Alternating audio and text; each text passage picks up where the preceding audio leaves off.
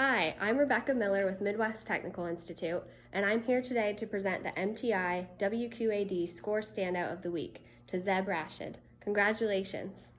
Now, Zeb, to start, for the record, if you could just go ahead and state your name, your high school, and your sport. I am Zeb Rashid in Wethersfield High School, and my sport is football. Awesome. And what is the best part about playing football? I think the best part of playing football is being together with your team and just having fun with all your friends. Okay. And what's your biggest motivator in life, both on and off the field? My biggest motivator is probably my dad or my friends and family. Great. That's a great answer. And what are your plans, goals after high school? My plans are to go to college to play football. Great. How has being an athlete made you a better student? It's made me a better student by it just makes me want to get my grades up so I can play that sport. Okay.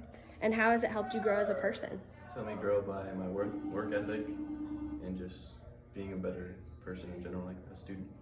Amazing. If you could give freshman athletes in your sport one piece of advice, what would it be?